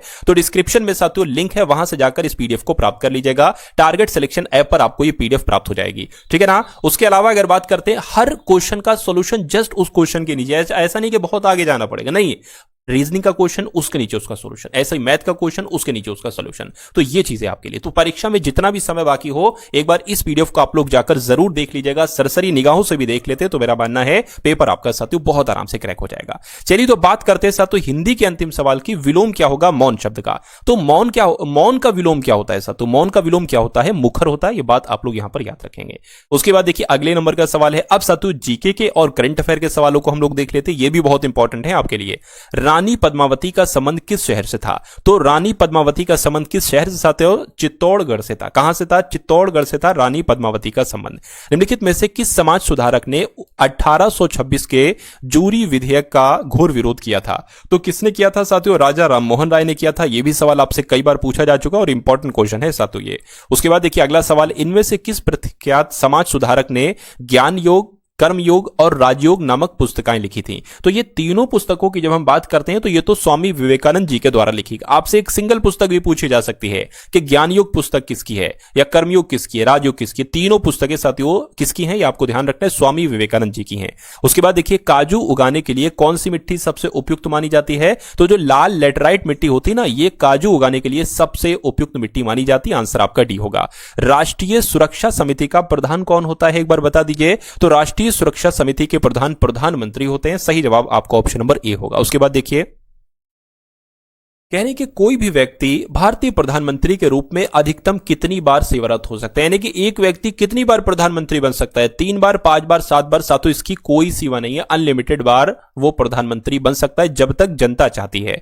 उसके बाद देखिए अगला सवाल आपकी स्क्रीन पर है, उच्च पहाड़ों के शीर्ष पर वायुमंडलीय दाब, वायुमंडलीय दाब बढ़ता है उच्च पहाड़ों के शीर्ष पर जाने से या स्थिर रहता है, घटता है, फिर बढ़ता है या घटता है? तो मैं कहूंगा वायुमंडलीय दाब ऊपर जाने पर या उच्च पहाड़ों के शीर्ष पर जाने पर घटता है। तो आंसर आपका ऑप्शन नंबर डी होगा। उसके बाद देखिए बिरजा मंदिर, राजरानी मंदिर और समलेश्वरी मंदिर, ये तीनों मंदिर साथियों किस राज्य में एक बार मुझे आप लोग बता दीजिए? तो मैं तो कहूंगा कि ये तीनों मंदिर कहां पर हैं? ओडिशा राज्य में हैं। बिरजा मंदिर, राजरानी मंदिर, समलेश्वरी मंदिर, सारे के सारे मंदिर तीनों ओडिशा राज्य में स्थित हैं। निम्नलिखित में से किस नगर को स्वर्णिम द्वारका नगर कहा जाता है? ये क्वेश्चन भी साथियों बहुत इंपॉर्टेंट है और कई बार आपके एग्जाम में पूछा जा चुका है। आपको यह ध्यान रखना है सैन फ्रांसिस्को की अगर हम बात करें तो इसको ही स्वर्णिम द्वारका नगर कहा जाता है। अगला देखिए ग्रेट व्हाइट वे और ब्रॉडवे नाम से कौन सा नगर जाना जाता है? तो अगर बात करते हैं साथियों आपको ध्यान रखना है न्यूयॉर्क शहर की अगर बात करें तो इसको ग्रेट व्हाइट वे भी कहते हैं और ब्रॉडवे भी कहा जाता है। उसके बाद देखिए इटली की मुद्रा इनमें से क्या है? तो इटली की मुद्रा की अगर हम बात करें तो यूरो जो है ना, यूरो ये इटली की मुद्रा है। अगला देखिए अब साथियों कुछ क्वेश्चंस हम लोग देख लेते हैं करंट अफेयर के। अब यहां से करंट अफेयर के सवाल होंगे। देखिए त्रिपुरा, मणिपुर और मेघालय इन तीनों राज्यों की स्थापना दिवस एक तिथि को मनाई जाती है। वो तिथि क्या है? तो वो तिथि साथियों 21 जनवरी है। यानी कि 21 जनवरी को त्रिपुरा स्थापना दिवस भी मनाते हैं, मणिपुर की स्थापना दिवस भी और मेघालय की स्थापना दिवस भी मनाया जाता है। उसके बाद देखिए मुआनपुई सेयावी को किस देश के लिए भारत का अगला उच्चायुक्त नियुक्त किया गया है? तो आपको ध्यान यह रखना है न्यूजीलैंड के लिए, है ना, न्यूजीलैंड देश के लिए भारत का अगला उच्चायुक्त किसको नियुक्त किया गया है? मुआनपुई सायावी को नियुक्त किया गया। अगला सवाल आपकी स्क्रीन पर है, कहा जा रहा है कि पंजाब की पहली डॉग सेंचुरी ये कहां पर शुरू हुई है? तो ये तो सातु लुधियाना में शुरू हुई है। पंजाब की पहली डॉग सेंचुरी आपको ध्यान रखना एग्जाम में आ सकता है। कहा जा रहा है कि हाल ही में किस राज्य के राज्यपाल आवास को, यानी कि किस राज्य के राज्यपाल आवास को अब जन भवन के नाम से जाना जाएगा? तो अगर बात करते हैं साथ उत्तर प्रदेश राज्य के राज्यपाल के जो आवास हुआ करते हैं ना, अब इनके आवास को जन भवन के नाम से जाना जाएगा। यह बात आप लोग साथियों यहां पर याद रखेंगे। ये क्वेश्चन साथियों बहुत इंपॉर्टेंट है आपके लिए। चलिए उसके बाद देखिए अगला सवाल है, कह रहे कि सीआरपीएफ में डिप्टी इंस्पेक्टर जनरल यानी कि डीआईजी नियुक्त किया गया। तो किसको नियुक्त किया गया है? रविशंकर छवि इनका नाम है और ये सीआरपीएफ में डिप्टी इंस्पेक्टर जनरल नियुक्त हो चुके हैं। आंसर आपका ऑप्शन नंबर बी होगा। हिंदी भाषा गैर हिंदी भाषा के लेखकों के लिए किस राज्य सरकार ने एक नए पुरस्कार की घोषणा की है? तो क्या आपका जवाब साथी हो सकता है? मैं कहूंगा तमिलनाडु आपका जवाब होगा, यानी कि गैर हिंदी भाषा के लेखकों के लिए तमिलनाडु राज्य सरकार ने एक नए पुरस्कार की घोषणा की है। यह क्वेश्चन इंपॉर्टेंट है।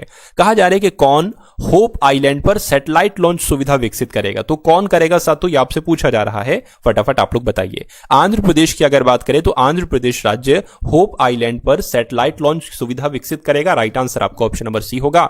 उसके बाद देखिए साथियों 79वीं राष्ट्रीय फुटबॉल चैंपियनशिप संतोष ट्रॉफी ये कहां पर शुरू हुई है? तो ये साथियों असम राज्य में शुरू हुई है। असम आपके सवाल का बिल्कुल करेक्ट आंसर होगा। अगला देखिए छठी खेलो इंडिया शीतकालीन खेलों का शुभारंभ कहां पर किया गया है? तो इसका शुभारंभ साथियों लेह में किया गया। कहां पर? लेह में इसका शुभारंभ किया गया है, छठे खेलो इंडिया शीतकालीन खेलों का। तो साथियों अब आपके सामने 40 क्वेश्चन हो चुके हैं, जिसमें 20 क्वेश्चन साथियों आपने हिंदी के देखे और 20 question current affair plus GK के आप लोगों ने देखे। अब साथियों कुछ क्वेश्चन ऐसे हम लोग देखेंगे रीजनिंग के जो बहुत इंपॉर्टेंट है। रीजनिंग के जो चुनिंदा इंपॉर्टेंट टॉपिक साथियों बनते हैं, वहां से मैंने क्वेश्चन लिए हैं। तो मेरा मानना है कि ये टॉप लेवल के क्वेश्चन साथियों आप लोग देखिएगा और अपने एग्जाम को, एसएससी जीडी के एग्जाम को साथियों आसानी के साथ क्रैक करिएगा। पहला सवाल रीजनिंग का आपकी स्क्रीन पर है और मुझसे पहले आपका आंसर आना चाहिए, ये बात ध्यान रखिएगा। कहा जा रहा है कि एस को एच कहा जाए, ठीक है। एस को क्या कहा गया? एच को एस को क्या कहा गया है? एच। और आर को एट द रेट, है ना, आर को एट द रेट, और ए को क्या कहा गया है? वी, और एम को हैशटैग कहा गया है। उसी प्रकार अगर बात करते हैं ये टी होगा। टी को क्या, क्योंकि यहां पर टी है, आई नहीं है, टी को डॉलर का साइन कहा गया है, ई को प्रतिशत कहा गया है। तो मास्टर को आपको बताने क्या लिखा जाएगा। देखिए एम को यहां पर क्या कहा गया है, ढूंढिए जरा। एम को यहां पर क्या एट द रेट कहा गया है, तो at the rate sorry hashtag कहा गया, तो हैशटैग यहां पर आ जाएगा। हैशटैग देखिए चारों ऑप्शन में है। ए की अगर बात करें तो ए को क्या कहा गया है? ए को वी कहा गया है, तो वी आ जाएगा। अब देखिए या तो ये होगा, या तो ये होगा, या तो ये होगा। एस की अगर बात करें, एस को एच कहा गया है, एच यहां पर आ जाएगा। टी की अगर बात करें, टी को साथियों ये कहा गया है, डॉलर कहा गया है। और ई की अगर बात करें, ई किधर गया? ई को ये प्रतिशत कहा गया है। और आर की अगर बात करें तो आर को साथियों एट द रेट कहा गया है। तो ये कौन से ऑप्शन में है? मैं कहूंगा ये तो ऑप्शन नंबर ए में मुझे लग रहा है और दिख भी रहा है, यानी कि इस सवाल का जवाब आपका ऑप्शन नंबर ए होगा। ऐसे होगा ये सवाल। उसके बाद देखिए ब्लड रिलेशन वाला सवाल है। ऐसे 1 से 2 सवाल आपके एग्जाम में आएंगे, बहुत सिंपल तरीके से मैं इसको समझाने वाला हूं। कहा जा रहा है कि जेड वाई का भाई है, तो जैसा कह रहा है वैसा कर लीजिए। जेड जो है ना ये वाई का भाई है। जेड जो है, जेड की अगर बात करें तो ये वाई का भाई है। तो भाई है तो पुरुष होगा, पुरुष है तो प्लस लगा लेंगे। और ये हो सकता है स्त्री हो, क्या पता ये भी पुरुष हो। उसके बाद अब देखिए आपसे क्या कहा जा रहा है कि ए के दादा, ठीक है कोई दिक्कत नहीं है, अभी इसको स्किप करिए। क्यों? क्योंकि हमें अब वो लाइन सॉल्व करना है जिस लाइन में या तो z का जिक्र हो या y का जिक्र हो। तो यहां पर y का जिक्र है, y h की बहू है। y जो है ना साथू h की बहू है, तो मैं कह सकता हूं y ये h की बहू है, यानी कि h का कोई बेटा होगा, उसकी पत्नी होंगी साथियों y, तभी तो h की बहू हो जाएंगी y। यानी कि ये कौन है? ये साथियों महिला है। और y का भाई कौन है? z है। उसके बाद अब देखिए अब वो लाइन आपको सॉल्व करना है जिसमें h, y या z में से किसी एक का यहां पर जिक्र हो। चलिए ये पता Z लिखा हुआ है साथियों, Z का A से क्या संबंध है? 17 नहीं, Z लिखा होगा। अब देखिए साथियों उसके बाद अब देखिए ये तो लाइन हो गई है। A के दादा या नाना है H, है ना। A के दादा या नाना कौन हो जाएंगे? H हो जाएंगे। चलिए तो H, इस कहने का मतलब क्या है? इनका जो बच्चा होगा वो कौन होगा? वो सातु A होगा। तभी तो सातु ये कौन हो पाएंगे? तभी तो ये दादा हो पाएंगे। उसके बाद कहा जा रहा है कि Y H की बहू है, Y H की बहू है, ये तो हो चुका है। A का पिता X है, तो A का पिता कौन हो जाएगा? X हो जाएगा। तो आपसे सवाल पूछा जा रहा है A क्या कहेगा Z को? तो A क्या कहेगा सातु Z को? देखिए मम्मी के भाई को क्या कहा जाता है ना, तो मामा कहा जाता है। तो मामा कहां पर है? मामा आपका ऑप्शन नंबर बी वाले में। अगला सवाल, ये बहुत इंपॉर्टेंट क्वेश्चन है साथियों। आपसे कह रहे हैं कि कनिका और गौरी एक सीधी पूर्व पश्चिम सड़क पर एक दूसरे से 20 किलोमीटर की दूरी पर खड़ी हैं। तो इसको ही बना ले साथियों। सबसे पहले देखिए कनिका जो है ना ये पूरब और गौरी जो है ना पश्चिम सड़क पर खड़ी है। ठीक है कोई दिक्कत नहीं है। तो यहां पर अगर साथियों हम लोग बात करते हैं, कनिका और गौरी एक सीधी पूर्व पश्चिम सड़क पर एक दूसरे से 20 किलोमीटर की दूरी पर खड़ी हैं। चलिए कोई दिक्कत नहीं, ये कनिका हो गई है ना, और ये अगर बात करें गौरी, शॉर्ट में लिख दिया मैंने, कनिका और गौरी ये दोनों जो खड़ी है ना साथियों, ये 20 किलोमीटर की दूरी पर खड़ी हैं। ठीक है, उसके बाद कहने के साथियों यहां पर अगर बात करें, कनिका और गौरी क्रमशः पूर्व और पश्चिम की ओर चलना प्रारंभ करती हैं। यानी कि यहां पर जो कनिका है और यहां पर जो गौरी है, कनिका जो है ना ये पूर्व की तरफ चलना प्रारंभ करती है। तो कनिका यहां से चलेगी, पूर्व की तरफ चलेगी, और गौरी की अगर बात करते हैं ये पश्चिम की ओर चलना शुरू करती है। यानी कि यहां से चलेगी तो पश्चिम यही तो होगा भाई साहब, इधर ही तो होगा।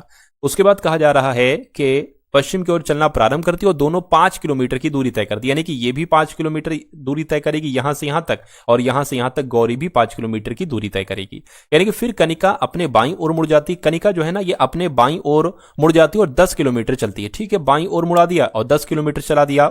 उसी गति से गौरी अपनी दाईं ओर मुड़ती हैं और 10 किलोमीटर चलती हैं। ठीक है, फिर दोनों अपनी बाईं ओर मुड़ती हैं, यानी कि अगर बाईं ओर मुड़ेगी तो देखिए बाईं ओर मुड़कर 5 किलोमीटर की दूरी तय करती हैं। तो अगर ये 5 किलोमीटर बाईं तरफ चलेगी तो ये कहीं यहां पर पहुंच जाएंगी, ये 5 किलोमीटर चलेंगी तो ये कहीं यहां पर पहुंच जाएंगी। तो कहा जा रहा है उन दोनों के बीच में कितनी दूरी है। देखिए यहां से यहां तक की जो दूरी थी वो 20 किलोमीटर थी, समझ गए। ठीक है, कोई दिक्कत नहीं है।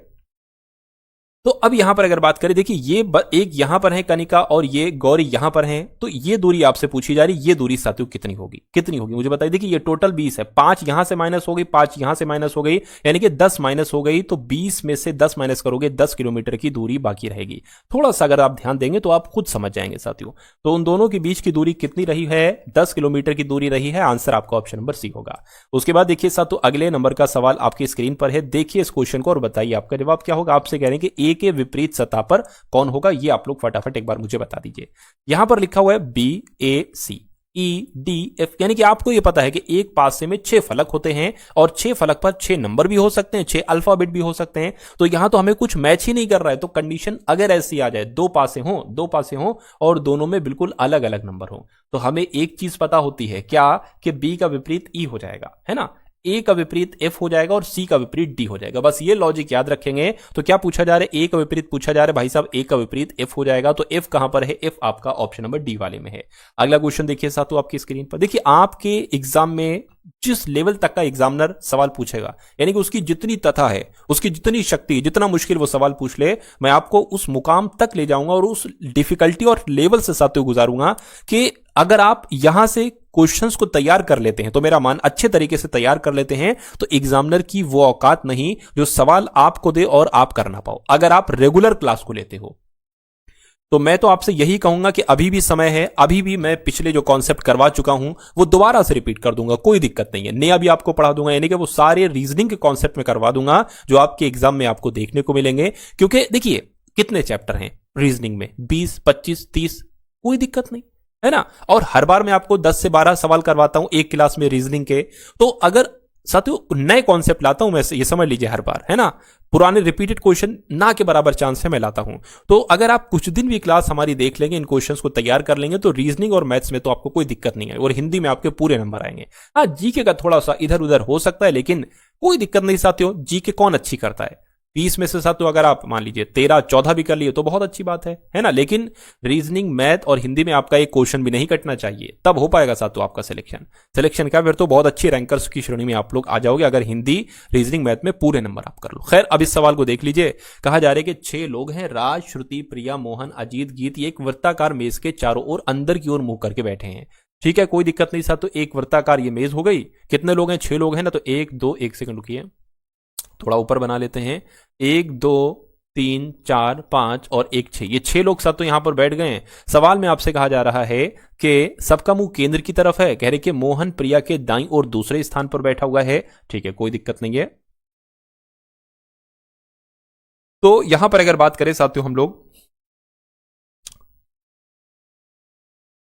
आप कहीं पर भी बना लीजिए, मोहन को आप कहीं पर भी बैठा दीजिए, आंसर आपका जो आएगा वो साथियों एक ही आएगा। मोहन को कहीं पर, मोहन जो है ना ये प्रिया के दाएं और दूसरे स्थान पर बैठा हुआ है। तो प्रिया को कहां पर बैठाना पड़ेगा साथियों, प्रिया को हमें यहां पर बैठाना पड़ेगा, है ना। तभी तो प्रिया के दाएं दूसरे स्थान पर मोहन बैठेगा, यानी कि यहां पर मोहन बैठेगा। ठीक है, उसके बाद कह रहे हैं कि और प्रिया राज के बाईं ओर तीसरे स्थान पर है।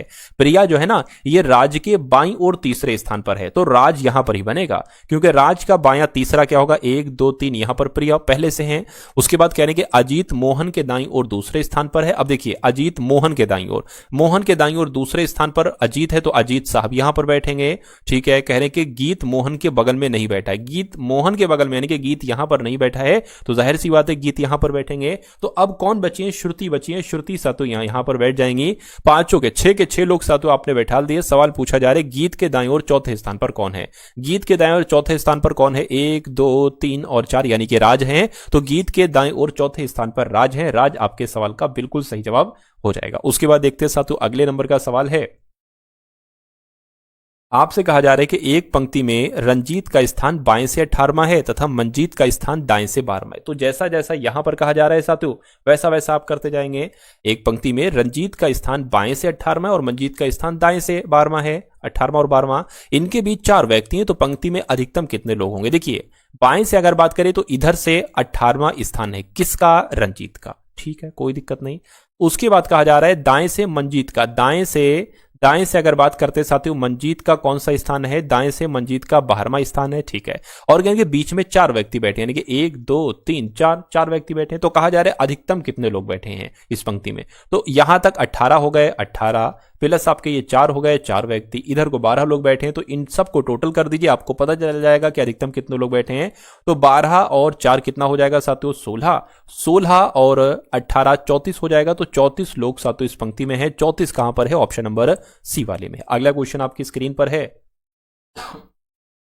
इस सवाल को देखिए साथियों और बताइए आपका जवाब यहां पर क्या हो सकता है। आपसे कहा जा रहा है कि रम्या रानी से उम्र में बड़ी है लेकिन मालती से उम्र में छोटी है। तो जैसा जैसा कहा जा रहा है साथियों, वैसा वैसा हम लोग यहां पर करते जाएंगे। चलिए, रम्या की यहां पर बात चल रही है। रम्या जो है ना, एक सेकेंड, रम्या की अगर बात करें तो रम्या रानी से उम्र में बड़ी है, रानी से उम्र में बड़ी हो जाएंगी साथियों। रम्या जो है ना रानी से उम्र में बड़ी है, लेकिन रम्या जो है ना ये मालती से उम्र में छोटी। रम्या जो है ना ये मालती से छोटी हैं उम्र में। उसके बाद कहा जा रहा है कि प्रिया मीना से उम्र में छोटी है लेकिन रम्या से उम्र में बड़ी है। यदि मालती प्रिया से उम्र में छोटी है, मालती जो है ना ये प्रिया से छोटी है, तो प्रिया यहां पर आ जाएंगी, प्रिया से छोटी हो गई। देखिए मालती है ना, तो यहां पर कहा जा रहा था प्रिया मीना से उम्र में छोटी है। प्रिया जो है ना ये मीना से छोटी है, ठीक है, तो लेकिन रम्या से उम्र में बड़ी है। रम्या से उम्र में बड़ी है, रम्या कहां गई? ये है रम्या। अच्छा ठीक, कोई दिक्कत नहीं, हो गया। तो उम्र में सबसे बड़ी कौन है? मैं कहूंगा सबसे बड़ी तो मीना है। तो मीना ऑप्शन नंबर ए वाले में, और यही आपका जवाब है। आंसर आपका ऑप्शन नंबर ए के साथ जाएगा। उसके बाद देखिए, एक नंबर सीरीज का सवाल आपके एग्जाम में ऐसा आ सकता है। देखिए 1724 से 1716 हुआ, यानी कि घटा है। कितना घटा है? 8 घटाया गया है। 1716 से 1689 हो गया, कितना घटाया गया? देखिए 9 में से 6 है, 6 में से 9 जा नहीं सकता, तो 16 में से 9 जाएगा, कितना बचेगा? 7 बचेगा, ठीक है ना। और अब अगर बात करते हैं साथियों, 2 आ जाएगा यहां पर, ठीक है। तो कुल मिला के 27 घटाया गया है यहां पर अगर साथियों हम लोग बात करें तो कितना घटाया गया है? 4 और 6 64 घटाया गया। यहां पर अगर बात करें साथियों कितना घटाया गया है? 125 घटाया गया है। यहां पर कितना घटाया जाएगा, ये बात आपसे पूछा जा रहा है।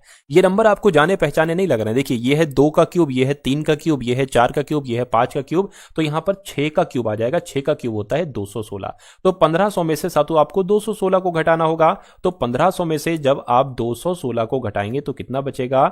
4 बचेगा, 8 बचेगा, 2 1 1284 यहां पर आ जाएगा। और 1284 कौन से ऑप्शन में है साथियों? ऑप्शन नंबर ए वाले। समझ गए साथियों इस सवाल को। उसके बाद देखिए अगला सवाल, दिए गए आरेख में कितने काले केवल सफेद हैं? यानी कि आपको बताना है, आंसर जो होना चाहिए वो काले में से होना चाहिए। यानी कि ऐसे कितने काले जो हैं वो सफेद हैं, है ना। तो मैं कहूंगा 6 एक ऐसा नंबर है जो काला भी है और सफेद भी है लेकिन कार नहीं है। तो 6 कहां पर लिखा हुआ है? 6 आपका ऑप्शन नंबर सी में लिखा हुआ है। उसके बाद देखिए अगले नंबर का सवाल है, देखिए और बताइए आपका जवाब क्या होगा। कथन आपके सामने है, धारणा आपके सामने। सभी ऐसे बेरोजगार भारतीय युवाओं को, यानी कि जो ऐसे बेरोजगार हैं, जो भारतीय युवा हैं जो 18 वर्ष से ऊपर आयु के हैं और बेरोजगार, उनको बेरोजगारी भत्ता दिया जाना चाहिए अगर वो बेरोजगार हैं। अब यहां पर आपको 2 दिए गए हैं धारणाएं, कौन सी धारणा सही है, इतनी सी बात आपको साथियों बताना है, कौन सी धारणा अंतर्निहित है। देखिए भारत में ऐसे बेरोजगार युवा हैं जिन्हें आर्थिक सहायता की आवश्यकता है। बिल्कुल, जो बेरोजगार हैं उन्हें आर्थिक सहायता की तो आवश्यकता होगी, तभी तो बेरोजगारी भत्ता दिया जाना चाहिए, ऐसी बात कही गई है। उसके बाद कहने कि सरकार के पास सभी बेरोजगार युवाओं को भत्ता देने के लिए पर्याप्त धनराशि है।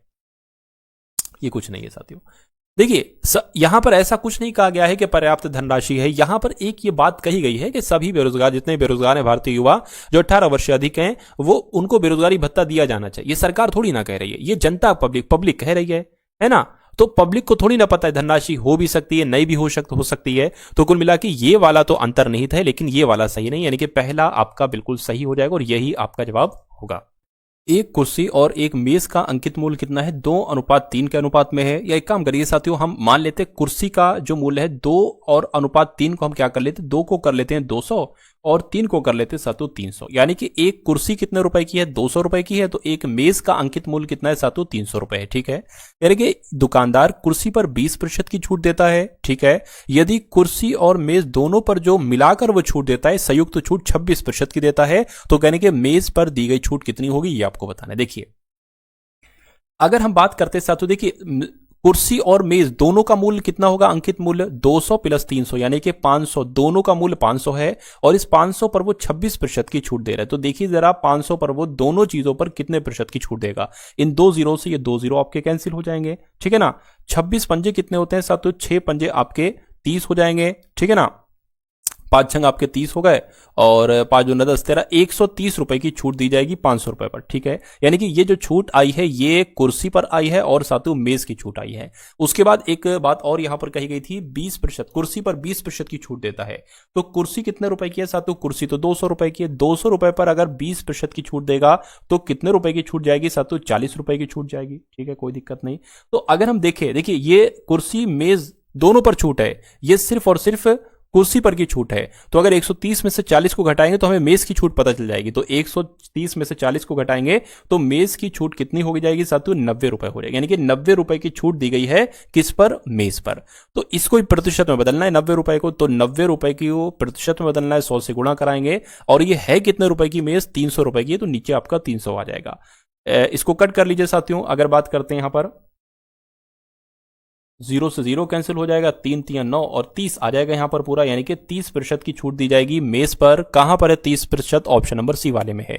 उसके बाद देखिए अगले नंबर का क्वेश्चन आपकी स्क्रीन पर है। आपसे कहा जा रहा है कि दीपक और विनोद की गति 19:12 के अनुपात में है। यदि विनोद की गति 84 किलोमीटर प्रति घंटा है तो दीपक की गति क्या। देखिए सिंपल सी बात है, अगर हमें विनोद की गति का अनुपात दे रखा है ना, क्या कहा जा रहा है, देखिए इसको हम 19x और 12x मान सकते हैं। ये विनोद की गति है और ये दीपक की गति है। अच्छा यहां पर हमें विनोद की गति भी बता दी गई है, कितनी है, 84 है। तो मैं कहूंगा 12 में हमने किससे गुणा कर दी, 12 सत्ते 84। तो अगर दीपक की गति आपको पूछी जा रही है और ये पूछी जा रही है तो इसकी भी गुणा 7 से करा दीजिए। 19 सत्ते कितने होते हैं साथ, तो 133 होते हैं। तो अगर 84 किलोमीटर प्रति घंटा विनोद की गति है तो दीपक की गति कितनी हो जाएगी, 133 किलोमीटर प्रति घंटा। और ये कहां पर लिखा हुआ है, ऑप्शन नंबर सी में लिखा हुआ है। अगला सवाल आपकी स्क्रीन पर है। आपसे कहा जा रहा है कि एक रेलगाड़ी 45 मीटर प्रति सेकंड की गति से एक निश्चित दूरी को 15 मिनट में तय कर लेती है। वह 60 मीटर प्रति सेकंड की गति से अगर वही दूरी को तय करे तो उसको कितना समय लगेगा। देखिए अब यहां पर आपको क्या, यहां पर आपको सातों चाल दे रखा है, चाल भी दे रखी है और यहां पर समय भी दे रखा है और यहां पर दूरी की बात चलेगी तो दूरी तो हम यहां से सबसे पहले निकालेंगे तभी तो आगे का काम हो पाएगा। दूरी बराबर क्या होता है, चाल गुणा समय, तो चाल 45 है और समय कितना है, समय सातु 15 है। ठीक है, कोई दिक्कत नहीं है। तो इसको सबसे पहले देख लीजिए दूरी आखिर कितने मीटर है, 45 गुणा 15 करा लीजिए, 5 पंजे 25 हो जाएगा, 5 चौक 20 और 2 22 हो जाएगा। यहां पर आपका 45 आ जाएगा, ये 5 हो गया, ये 7 हो गया, ये आपका 6 हो गया। यानी कि दूरी की अगर बात करते हैं सातु 675 मीटर आपकी दूरी निकल कर आई है। अब यहां पर कह रहे हैं कि अगर उसी दूरी को 60 मीटर प्रति सेकंड की गति से वही समान दूरी को तय करें तो कितना समय लगेगा। तो समय आपसे पूछा जा रहा है, समय बराबर क्या होता है, दूरी बटे चाल। दूरी कितनी है साथियों, 675 है और यहां पर चाल कितनी है, 60 मीटर प्रति सेकंड। तो इसको भाग कर लीजिए, आपका आंसर आ जाएगा। 5 से कट करेंगे तो 12 आ जाएगा, 5 से कट करेंगे 5 से कम 5, 5 3 15, 5 पंजे 25 हो जाएगा। ठीक है ना, इसको अगर और कट करें साथियों, किससे कट करें, 3 से कट कर लें, 3 चौक आपका 12 हो गया, 3 चौक आपका 12, 3 पंजे 15 हो जाएगा। 4 से अगर कट करेंगे तो 11 पॉइंट करके कुछ आएगा और 11 पॉइंट करके कहां पर लिखा हुआ है, ऑप्शन नंबर डी वाले में लिखा हुआ है। उसके बाद देखिए साथियों अगला सवाल और आज की इस वीडियो का अंतिम सवाल आपकी स्क्रीन पर यहां पर आ चुका है। आपसे कहा जा रहा है, आपसे कह रहे हैं कि ए अकेले एक कार्य को 10 दिन में पूरा करता है। ए की अगर बात करें, ए 10 दिन में पूरा करता है और बी उसी कार्य को समान दिन यानी कि समान कार्य को बी अगर करता है तो 20 दिन में करता है। यानी कि ए और बी दोनों मिलकर कुल कार्य का आधा कितने दिन में कर पाएंगे। तो सबसे पहले ये निकाल लीजिए कि वो दोनों लोग, देखिए टोटल काम कितना है, ये सबसे पहला बात आती है। तो वो काम आप कैसे निकालोगे, यहां पर निकालोगे, कैसे निकालोगे मैं आपको बता देता हूं। एक ऐसा नंबर लीजिए जो 10 से भी कटे, 20 से भी कटे। तो मैं कह सकता हूं सातु क्या 40 हो जाएगा वो नंबर, यानी कि ये 10 से भी कटेगा, 20 से भी कट जाएगा। तो ये क्या हो गया, ये टोटल काम हो गया, है ना। टोटल क्या हो गया, टोटल काम हो गया। अच्छा अब 10, अगर टोटल काम 40 है और एक दिन में 10 काम कर रहा है ए, तो कितने दिन में कर पाएगा, 4 दिन में कर पाएगा। ठीक है, इसकी अगर बात करें तो ये 2 ही दिन में कर लेगा। ठीक है ना, चलिए तो ए और बी दोनों मिलकर ये कितना काम कर रहे हैं? ए एक दिन में 4 कर रहा है, बी एक दिन में 2 कर रहा है, दोनों मिलकर एक दिन में 6 काम कर रहे हैं। तो करेंगे ए और बी दोनों मिलकर कुल कार्य का आधा काम कितने दिन में कर पाएगी? ये पूरा काम है, इसका आधा काम कितना होगा? इसका आधा काम 20 होगा, है ना। तो 20 काम है, एक दिन में 6 काम हो रहा है, दोनों लोग मिलकर कर रहे हैं, तो कितने दिन लगेंगे? इतने दिन लगेंगे। और यही तो यहां पर लिखा हुआ है 20/6। कहां पर लिखा हुआ है? 20/6 तो नहीं लिखा हुआ है साथ यहां पर। अच्छा कटेगा, सॉरी, ये 10 आ जाएगा, ये 3 आ जाएगा, तो 10/3 लिखा होगा, 10/3 लिखा हुआ है। आंसर आपका ऑप्शन नंबर सी में लिखा हुआ है, और जिनका आंसर ऑप्शन नंबर सी के साथ है तो बिल्कुल करेक्ट है। तो कैसी लगी साथों आपको ये क्लास? एक बार कमेंट सेक्शन में आप लोग जरूर बताइएगा। इस वीडियो को लाइक कीजिएगा, वीडियो को अपने मित्रों के साथ जरूर शेयर कर दीजिएगा, या जो ग्रुप्स आपके पास है उसमें भी इस वीडियो को शेयर कर दीजिएगा। और डिस्क्रिप्शन में एक मैंने क्रैश कोर्स दिया है, उसमें कुछ क्लासेस मैंने रखी हैं। मेरा मानना है कि अगर उन सारी क्लासेस के उन सारे क्वेश्चंस को, मैथ्स को,